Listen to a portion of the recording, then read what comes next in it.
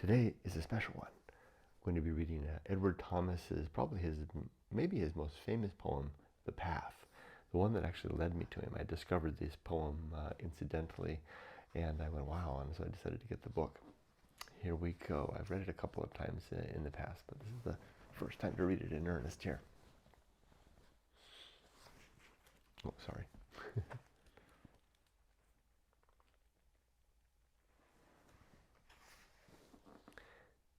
The path. Running along a bank, a parapet that saves from the precipitous wood below the level road, there is a path. It serves children for looking down the long, smooth steep between the legs of beech and yew to where a fallen tree checks the sight, while the men and women content themselves with the road and what they see over the bank and what the children tell. The path, winding like silver, trinkles on, bordered and even invaded by thinnest moss that tries to cover roots and crumbling chalk with gold, olive, and emerald, but in vain. The children wear it.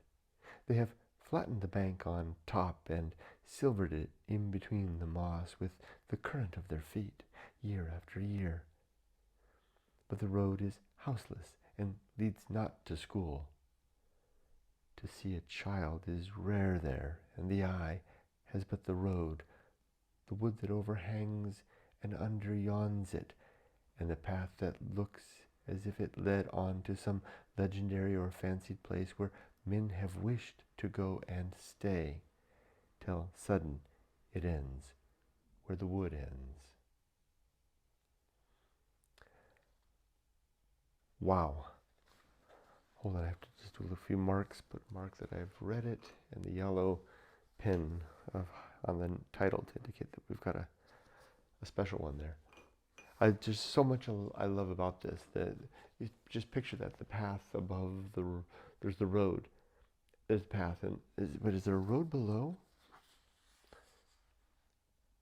It saves the precipitous wood below, the level road, there is running along a bank, a parapet that saves from the precipitous wood below this level road, the level road, there is a path. I don't know, I think the road and the path are the same, but it goes where, who knows where, and it's been worn by children's feet, who, when there's no school, where are the kids going?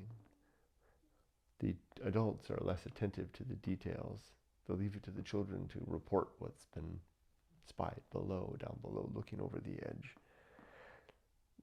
Paths and ways and roads and movement pervade Thomas's poetry. It's probably the reason it touches me so much. One of the little bits there that just causes me to inhale and take a breath was the way that he used the language here, describing the children walking across the path with their feet and the effort of their feet to wear the path down. He says, with the current of their feet, year after year, but the road is houseless and leads not to school. The current of their feet. Wow.